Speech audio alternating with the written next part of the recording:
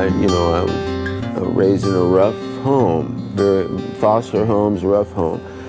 My dad remarried. We went to Southern Baptist Church. They quit drinking, man, and it was really cool in my home. But what was really cool was being able to see the church firsthand. And it was a little dinky old Southern Baptist church in Lakeside, California. And so I was saved there, but I ran from God after that because in my group of people that I started hanging out with, from jocks to the military to outlaw gang leaders, it wasn't cool for you to say that you believed in God. And so I didn't share anything. Even my own wife for many years didn't know. I had studied at California Baptist College, be a music minister, blah, blah, blah, and going on. But, I went through my first stint in prison, Chino State Prison, for smuggling a pound of heroin across the border. I got 5 to life. God was trying to reach me there, and there was times when I prayed to him, but they were foxhole prayers. Do this for me, I'll do that for you, and never really completing. So I don't count that as good prayers, But then I went through 14 and a half years of growing pot, doing all this craziness, and I ended up in a place, Rapid City, South Dakota, and I was dealing so much meth that when I got busted there, they called it the biggest methamphetamine bust in the Black Hills. And there's a lot of gang stuff goes on at Sturgis and everything, so I controlled that whole area. So when I went to my penitentiary, I thought I was Mr. Tough Guy, but inside I was just hurting. I mean, I had a family, I left my wife pregnant. It was not a good story in that way. Not a good legacy for a man to leave his family. Well, little did I know what was happening is my family had moved back up from San Diego in this little dinky Southern Baptist church, Ridgecrest Baptist Church. And this guy had a little dinky ponytail, I'll never forget it. I thought, so he's trying to look cool for a pastor, isn't he? He was Reverend Jesse Moore. And but he invited my wife and my 2 children every Friday night to go down to the church, and they fed them.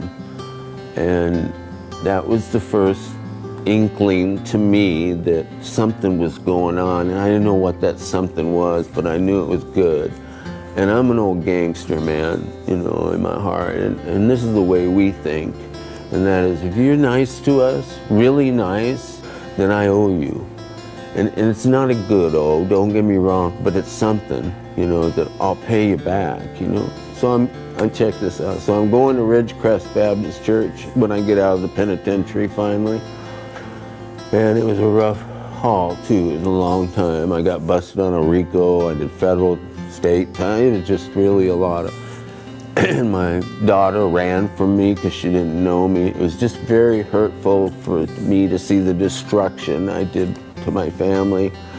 So I go to this little dinky old church, and Sunday morning I said, I'm gonna challenge you, God.